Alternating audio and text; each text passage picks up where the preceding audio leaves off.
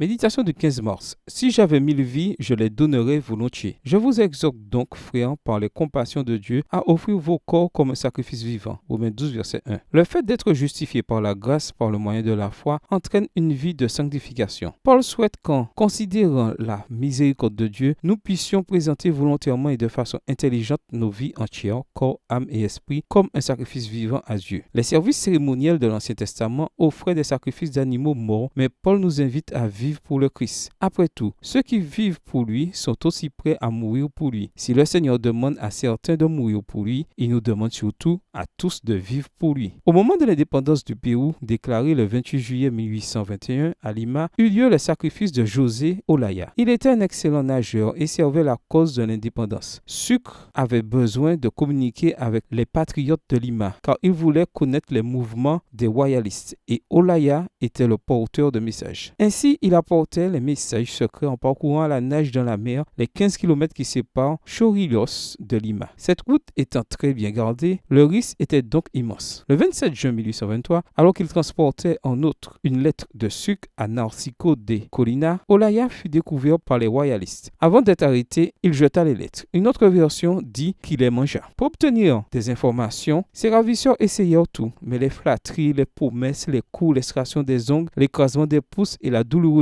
présence de sa mère ne servirent à rien. Quel dilemme! Choisir entre son affection profonde pour sa mère et la sécurité des patriotes. Valait-il mieux que sa mère le pleure mort ou qu'elle ait la honte de le voir vivant mais traite? Au milieu des tortures et avant de mourir fusillé, il prononça sa célèbre phrase: « Si j'avais 1000 vies, je les donnerais volontiers pour mon pays. » Un tel dévouement pour la libération de son peuple est émouvant. Sommes-nous prêts comme Olaya à donner notre vie pour une cause? Quel prix êtes-vous prêt à payer pour vivre votre foi fidèlement et partager votre espérance avec persévérance? Dans quelle mesure sommes-nous prêts à donner notre vie en sacrifice vivant et en service fidèle jusqu'à la mort? Notre vie doit être offerte à Dieu comme une offrande parfaite et un sacrifice vivant, car Dieu n'agrée rien de moins que ce que nous pouvons lui apporter de meilleur. Ceux qui l'aiment de tout leur cœur désireront lui offrir leur plus belle force, et cela en mettant toutes leurs facultés en harmonie avec les lois divines. Extrait du livre Patriarches et Prophètes, chapitre 30, page 325. Combien de vies êtes-vous prêt à donner? Bonne journée à vous et que le Seigneur vous bénisse.